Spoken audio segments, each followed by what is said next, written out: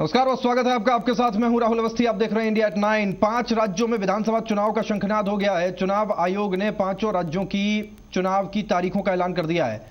4 अप्रैल से 16 मई तक ये चुनाव होंगे। वोटों की गिनती 19 मई को एक साथ होगी। करीब 17 करोड़ मतदाता 5 राज्यों में नई सरकार का चुनाव करेंगे। पश्चिम बंगाल की 294 सीटों पर 6 चरणों में चुनाव होंगे। हालांकि पहले चरण में 2 दिन चुनाव होंगे। इसके कारण चुनाव 7 दिन होंगे। यानी पश्चिम बंगाल में 4 अप्रैल, 11 अप्रैल, 17 अप्रैल, 21 अप्रैल, 25 अप्रैल, 30 अप्रैल और 5 मई को चुनाव होंगे। असम की 126 सीटों पर 2 चरणों में चुनाव होंगे। पहले चरण का चुनाव 4 अप्रैल को और दूसरे चरण का चुनाव 11 अप्रैल को होगा। तमिलनाडु की 234 सीटों पर, केरल की 140 सीटों पर, पुडुचेरी की 30 सीटों पर एक चरण में 16 मई को चुनाव होंगे। वोटों की गिनती 19 मई को एक साथ होगी। The Commission is very pleased to announce the schedule for general election to the legislative assemblies of 4 states and 1 union territory, namely Assam, West Bengal, Tamil Nadu, Kerala and Puducherry. चुनाव वाले सभी 5 राज्यों में आदर्श आचार संहिता लागू हो गई है। इस बार चुनाव में सभी उम्मीदवारों की तस्वीर ईवीएम में रहेगी। नोटा के लिए चुनाव चिन्ह पहली बार दिया जाएगा। चुनाव वाले हर जिले में 5 केंद्रीय पर्यवेक्षकों की नियुक्ति होगी। तमिलनाडु में पहली बार महिला मतदाताओं के लिए विशेष मतदान केंद्र बनाए जाएंगे। प्रधानमंत्री नरेंद्र मोदी ने सेतु भारतम प्रोजेक्ट का उद्घाटन कर दिया है। इस योजना के तहत देश के सभी नेशनल हाईवेज पर रेलवे क्रॉसिंग की जगह ब्रिज बनाए जाएंगे। इससे रेलवे क्रॉसिंग पर हादसे कम होंगे।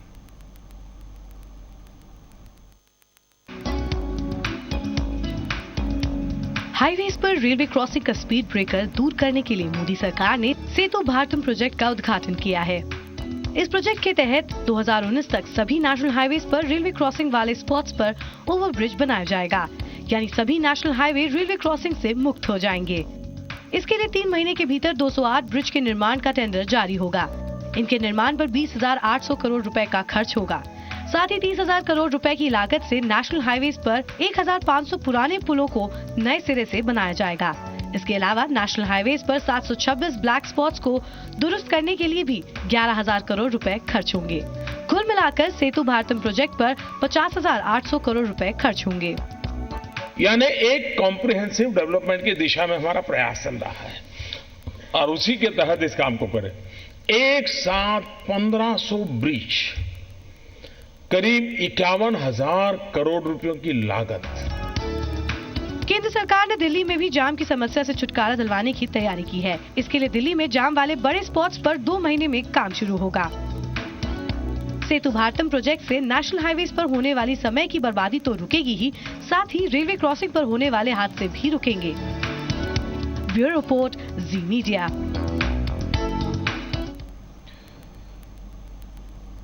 आगे बढ़ते हैं। जमानत पर रहा देशद्रोह के आरोपी कन्हैया कुमार ने कहा है कि मेरा आदर्श अफजल गुरु नहीं बल्कि रोहित वेमुला है।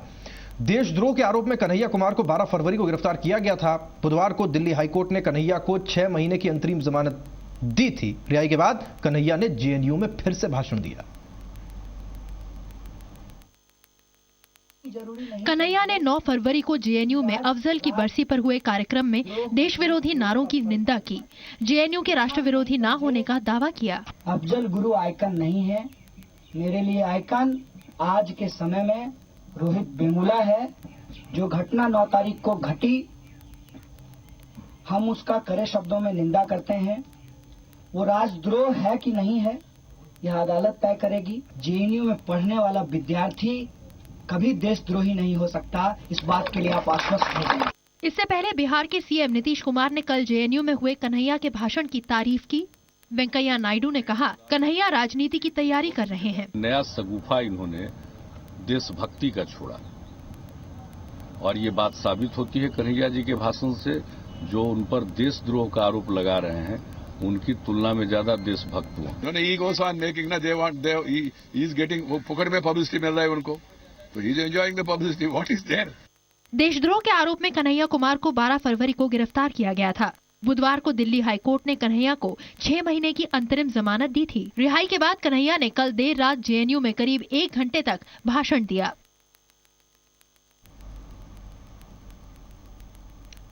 आगे बढ़ते जम्मू कश्मीर में एलओसी के पास बीएसएफ ने घुसपैठ की एक बड़ी साजिश का पर्दाफाश किया है। जम्मू के आरएसपुरा में बीएसएफ के जवानों ने साजिश की एक ऐसी सुरंग ढूंढी है जिसे अंतर्राष्ट्रीय सीमा के पास आर पार बनाया गया था। सुरक्षा बलों को मिली इस सफलता ने देश के खिलाफ बड़े षड्यंत्र को एक बार फिर से नाकाम कर दिया है।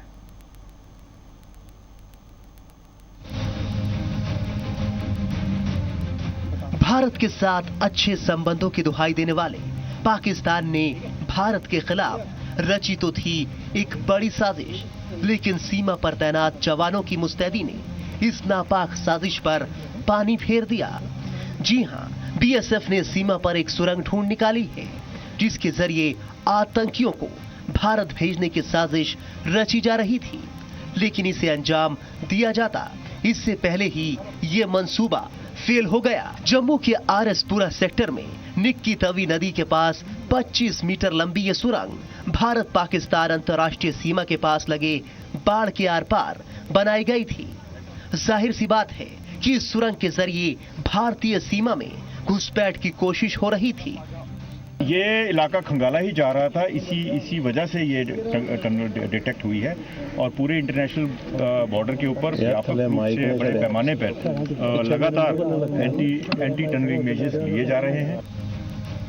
सुरंग बनाने की जानकारी किसी को ना हो, इसके लिए बाकायदा इसे छिपाने की भरपूर कोशिश की गई थी और इसके लिए इस पर लकड़ी के फट्टे और घास बिछाई गई थी।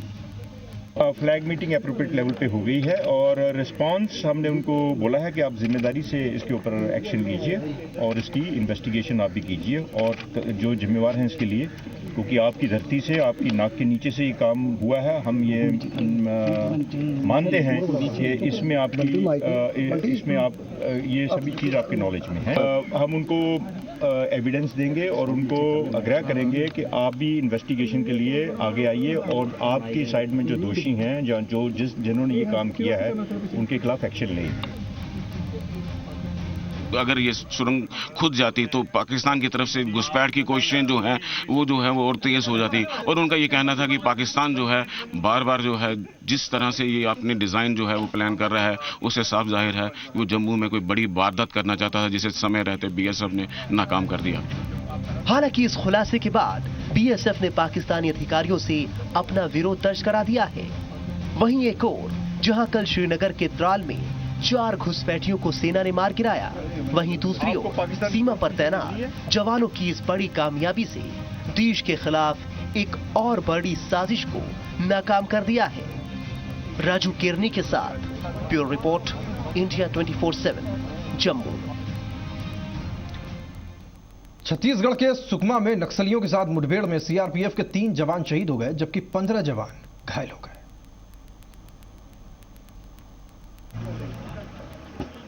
गुरुवार शाम क्रिस्टारम से करीब 15 किलोमीटर दूर डब्बा मरका के जंगलों में जवान सर्चिंग पर निकले थे। इसी दौरान नक्सलियों ने घात लगाकर हमला कर दिया। जवानों ने भी कार्रवाई की जिसमें कोबरा 208 बटालियन के 3 जवान शहीद हो गए। बाकी घायल जवानों को रायपुर के रामकृष्ण केयर अस्पताल में ले जाया गया। 12 लोगों को लाया गया है और 12 जवान जो भी लाए गए हैं वो इतना बोल सकता हूं कि उनके जान का कोई खतरा नहीं है और हम पूरा संभव प्रयास करेंगे। 7 जवानों की हालत गंभीर बताई जा रही है। इससे पहले भी छत्तीसगढ़ में नक्सली हमलों की कई बड़ी वारदात हुई है। 11 अप्रैल 2015 को सुकमा में हुए नक्सली हमले में 7 पुलिस वाले शहीद हो गए। मार्च 2014 में सुकमा में हुए नक्सली हमले में 12 सीआरपीएफ के जवानों की जान चली गई। अप्रैल 2010 में दंतेवाड़ा में हुई नक्सली मुठभेड़ में सीआरपीएफ के 75 जवान शहीद हुए। पूर्व लोकसभा अध्यक्ष पीएस संगमा नहीं रहे। दिल का दौरा पड़ने से आज सुबह दिल्ली में उनका निधन हो गया। 68 साल के संगमा को लोकसभा में श्रद्धांजलि दी गई। पीएस संगमा 1996 से 1998 तक लोकसभा के स्पीकर रहे। लोकसभा स्पीकर सुमित्रा महाजन ने आज संसद को पीएस संगमा के निधन की जानकारी दी। 68 साल के संगमा को लोकसभा में श्रद्धांजलि दी गई। PS Sangma passed away today at New Delhi at the age of 68. प्रधानमंत्री नरेंद्र मोदी समेत सरकार के कई केंद्रीय मंत्रियों ने पीएस संगमा के पार्थिव शरीर को दिल्ली में उनके घर जाकर श्रद्धांजलि दी। पूर्णो अगितोक संगमा 9 बार लोकसभा सांसद चुने गए। पहली बार 1977 में मेघालय के तुरा से सांसद बने। पीए संगमा 1988 से 1990 तक मेघालय के मुख्यमंत्री और 1996 से 1998 तक लोकसभा स्पीकर रहे। सोनिया गांधी के विदेशी मूल के मुद्दे को उठाकर उन्होंने कांग्रेस से इस्तीफा दिया और शरद पवार के साथ मिलकर एनसीपी बनाई। 2012 में प्रणब मुखर्जी के खिलाफ राष्ट्रपति चुनाव लड़ा। पार्टी में विरोध होने पर एनसीपी से इस्तीफा दिया। जनवरी 2013 में संगमा ने नेशनल पीपल्स पार्टी का गठन किया। महाराष्ट्र के सतारा में एक पंचायत का तालिबानी चेहरा सामने आया है। अवैध संबंधों के शक में बेटी और पिता को सरेआम कोड़ों से पीटा गया।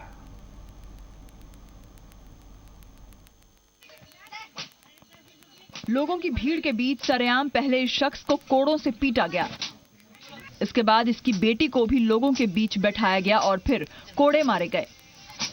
ये सब कुछ सतारा जिले के तालुका पाचवड़ गांव में पंचायत के फरमान पर हुआ। लोगों को शक था कि पिता और बेटी के बीच अवैध संबंध हैं। वीडियो सामने आने के बाद पुलिस ने केस दर्ज कर लिया है और जांच में जुट गई है।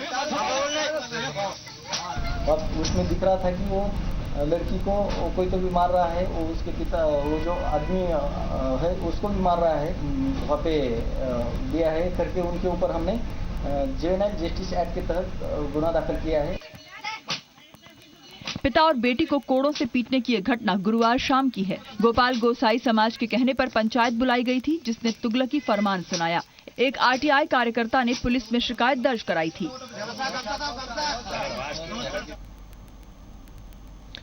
उत्तर कोरिया के तानाशाह किम जोंग उन ने सेना को परमाणु हथियारों के इस्तेमाल के लिए तैयार रहने को कहा है। इस फैसले से कोरियाई प्रायद्वीप में तनाव बढ़ सकता है। तानाशाह किम जोंग उन ने उत्तर कोरिया की सैन्य तैयारियों का जायजा लिया। सेना को किसी भी समय परमाणु हथियारों के इस्तेमाल के लिए तैयार रहने को कहा। किम ने यह बयान उस वक्त दिया है जब संयुक्त राष्ट्र सुरक्षा परिषद ने उत्तर कोरिया पर कुछ और कड़े आर्थिक प्रतिबंध लगाए हैं। उत्तर कोरिया पहले भी कई बार अपने दुश्मन देशों को परमाणु हमले की धमकी दे चुका है। उत्तर कोरिया ने दक्षिण कोरिया के अलावा जापान और अमेरिका को भी परमाणु हमले की धमकी दी थी। जानकारों के मुताबिक उत्तर कोरिया के पास ऐसा परमाणु हथियार नहीं है जो अमेरिका को निशाना बना सके। वहीं विधानसभा में आज गहमा गहमी रही। राज्यपाल के अभिभाषण में सरकार के महिमा मंडल ने खफा डूडी ने वो सारे सवाल आज रखे जो आम आदमी पूछना चाहता है। मुख्यमंत्री ने भी अपने तर्कश से सारे सवालों का जवाब दिया। ये बात साफ कर दी कि विपक्ष सकारात्मक आलोचना करे तो बेहतर लगता है। विधानसभा में कांग्रेस और बीजेपी आमने सामने थी। बहस तेज हुई क्योंकि मुद्दा था विकास का। एक तरफ रामेश्वर डूडी थे, दूसरी तरफ मुख्यमंत्री वसुंधरा राजे। डूडी ने जहां कई मुद्दों को उठाकर सरकार को घेरने की कोशिश की, तो वहीं मुख्यमंत्री वसुंधरा राजे ने कांग्रेस की सत्ता के समय को याद दिलाकर सबक सिखाया। डूडी ने पानी, किसानों, शिक्षा, पर्यटन, रिसर्जेंट राजस्थान, जनता की सुनवाई, सरकार आपके द्वार कार्यक्रम फेल होने का आरोप लगाया। हमारे जो है प्रतिपक्ष के माननीय सदस्यों के द्वारा हमने सरकार की कमियों को पूरा उजागर किया और जो पुलिंदा सरकार ने जो अभिभाषण के रूप में जो दिया है बिल्कुल झूठ का पुलिंदा है। हमने एक एक उस पॉइंट पे विस्तार से जो उस पर चर्चा करी, लेकिन उसमें इन्होंने जो अपना जो विजन जो दिखाया आगामी जो अपनी सरकार की पीछे 2 साल का, ये बिल्कुल आंकड़ों का मायाजाल। विपक्ष के आरोपों के जवाब में मुख्यमंत्री वसुंधरा राजे ने कई सारी बातें कही। उन्होंने विपक्ष की आलोचनाओं को सकारात्मक और जरूरत बताते हुए इसे नीतियों में शामिल करने की बात कही। हालांकि उन्होंने विपक्ष को 53 साल की सत्ता का समय याद दिलाया, सरकार आपके द्वार की जरूरत बताई, ईबीसी पर बीजेपी की पहल याद दिलाई, शौचालय, पानी और भामाशाह स्वास्थ्य योजना को जरूरत बताया। मतलब आज हमारा जो कंपैरिजन है वो कांग्रेस गवर्नमेंट का 2009-10 और हमारा 2014-15 इसका कंपैरिजन किया मुख्यमंत्री जी ने। और चाहे वो सड़क हो, पानी हो, बिजली हो, शिक्षा हो, चिकित्सा हो, उद्योग हो, इन सभी में उनसे बहुत ज़्यादा काम किया। और उससे बड़ी बात यह है कि राजस्थान अब इन्वेस्टमेंट के लिए और टूरिस्ट के लिए सबसे बड़ा डेस्टिनेशन बनता जा रहा है। दोनों के विकास को लेकर अपने अपने दावे हैं, जहां एक तरफ कांग्रेस अपनी सरकार की योजनाओं को गिना रही है तो वहीं बीजेपी अपनी, मगर विकास की वास्तविक रेखा कहां और कितनी खींची गई है, इस सवाल का दिलचस्पी से जवाब जनता भी तलाश रही है, क्योंकि उसकी छाप उसके इलाकों में नजर तो आनी चाहिए। ब्यूरो रिपोर्ट, जी मीडिया। वहीं राजस्थान के बजट सत्र पर प्रदेश की जनता नजरें गड़ाए है। जनता के साथ साथ जनप्रतिनिधियों को भी इस बजट से काफी उम्मीद है। 8 मार्च को प्रदेश का बजट पेश होने वाला है। पूरे प्रदेश की नजरें राज्य सरकार के बजट पर हैं। इस बार के बजट से न सिर्फ आम लोगों को बल्कि जनप्रतिनिधियों को भी काफी उम्मीदें हैं। स्थानीय स्तर पर क्या आवश्यक है जिसको सरकार करे, इन सब चीजों को समावित करके जो वो बजट पेश करेंगी वो राजस्थान के लिए एक लैंडमार्क है। प्रमुख समस्या क्या है उसको दूर करते हुए प्रत्येक विधायक से ये चर्चा करके इस बजट के अंदर उस मांग को डालने का प्रयास किया गया, जो आने वाले समय के अंदर सम्माननीय मुख्यमंत्री जी राजस्थान के युवाओं के लिए, राजस्थान के तमाम व्यक्तियों के लिए इस बजट को प्रस्तुत करेगी। सबसे बड़ी बात है रिफाइनरी बाड़मेर के पचमढ़ी में लगे और उसके लिए जो भी समझौता सरकार को करना है वो करके तुरंत इस बजट में घोषणा की जाए। विशेषज्ञों से इस राजस्थान के उत्थान के लिए जानकारी और सुझाव लिए, उसके हिसाब से ऐसा लगता है राजस्थान का बजट इस बार पूरे राजस्थान के लिए एक ऐतिहासिक दस्तावेज बनने वाला है। हर संभाग में जाकर हमारी मुख्यमंत्री जी ने जो सुझाव लिए और जो वास्तव में वहाँ की जो ज़रूरत है उसके बारे में फील्ड से जो फीडबैक आया उसके ऊपर वो विशेष करके ध्यान देकर हमारी जो आधारभूत सुविधा के बारे में जो सुझाव आए हैं उनको पूरा करने की हमारे को पूरी उम्मीद है। महिला मुख्यमंत्री है, निश्चित रूप से महिला सशक्तिकरण के लिए हमारी सरकार ने वैसे भी बहुत काम किए हैं। भामाशाह कार्ड जो महिलाओं को आर्थिक रूप से सक्षम बनाने में सहायक है वो पुनः चालू किया है, क्योंकि कांग्रेस ने इसको बंद कर दिया था। सत्ता पक्ष के साथ साथ विपक्षी दलों को भी प्रदेश के बजट से काफी उम्मीदें हैं। बहुत बड़ी उम्मीद राजस्थान के जवान को है, किसान को बहुत बड़ी उम्मीद है, खनिज नीति को लेकर उम्मीद है और किसान की अर्थव्यवस्था कैसे ठीक हो, भ्रष्टाचार कैसे रुके। जिस ग्राम पंचायत में सीनियर सेकेंडरी विद्यालय नहीं है तो क्या अगर जनरल कॉलेज नहीं खोले तो क्या महिला महाविद्यालय खोलने का वो विचार रखेंगी। ये हमें उम्मीद है कि राजस्थान के लिए कोई ग्रामीण क्षेत्र की महिलाओं के लिए विशेष योजना वो लेकर के आएंगी। जो कर्मचारी महिलाएं हैं विशेषकर उनके लिए होम डिस्ट्रिक्ट होना चाहिए। जैसे कि अब जो पोस्टिंग खुली है एनआरएचएम की, जीएनएम की जितनी भी भर्ती खुली है उनको बाहर का अदर डिस्ट्रिक्ट दे दिया गया है। बजट से सरकार के विकास की दिशा और दशा तय होती है। ऐसे में बजट से हर किसी की उम्मीदें जायज भी हैं। देखना होगा कि सीएम राजे के पिटारे से क्या खास निकलने वाला है। ब्यूरो रिपोर्ट, जी मीडिया। आगे बढ़ते भामाशाह योजना महिला सशक्तिकरण की दिशा में एक बड़ा कदम है। इसके जरिए हमने महिला को परिवार का मुखिया बनाया, ये कहना है महिला एवं बाल विकास मंत्री अनीता बघेल का। हमारे special show face to face में चैनल हेड पुरुषोत्तम वैष्णव से बातचीत के दौरान अनीता बघेल ने कहा कि अमृता हाट योजना महिलाओं की आर्थिक आजादी में बड़ी भूमिका निभा रही है। अनीता बघेल का मानना है कि अत्याचार के खिलाफ आवाज उठाना जरूरी है। अपने तो महिलाओं को कानून का रास्ता मिल गया, महिलाएं खुलकर अपनी बात भी अब रख सकती हैं। अनीता जी, वापस मैं बात महिला सशक्तिकरण की करूंगा, महिला को ताकत की करूंगा, महिला की सामाजिक स्थिति की करूंगा। और इन सब चीज़ों के बारे में जब चर्चा होती है तो बात आती है महिला की आर्थिक आज़ादी की। अगर आर्थिक तौर पर अगर वो संपन्न है, स्वावलंबी है, तो निश्चित तौर पर बाकी की आज़ादी उसके साथ उसको मिलती है। क्या ये विशेष तौर पर राजस्थान में बतौर महिला बाल विकास मंत्री क्या महिलाओं को आर्थिक तौर पर सशक्त करने के लिए जो सरकार की योजना है वो कारगर हो पा रही है? देखिए, मैंने आपको बताया ना, अभी जो अमृता हाट हमने लगाया है वो स्पेशली महिलाओं के लिए था। मतलब महिला स्वयं सहायता समूह या महिला उद्यमी जो काम कर रही हैं, चाहे वो घरेलू उद्योग के रूप में, उनके लिए था। और उनको हमने बहुत अच्छा अनुभव हमारा रहा है कि हमने उनको बहुत अच्छा मंच उपलब्ध कराया और वो बहुत खुशी उसमें आने को तैयार है। जो आपने आर्थिक आज़ादी की बात करी है, मैं उसको वापस दोहराना चाहूँगी। निश्चित रूप से यदि महिला आर्थिक रूप से आज़ाद होती हैं तो सारी आज़ादी ऑटोमेटिकली उसके पास आती है। निर्णय की आज़ादी उसके पास आती है, परिवार में मुखिया की आज़ादी, मुखिया के रूप में उसको नेतृत्व मिलता है यदि वो आर्थिक रूप से सक्षम होती है। तो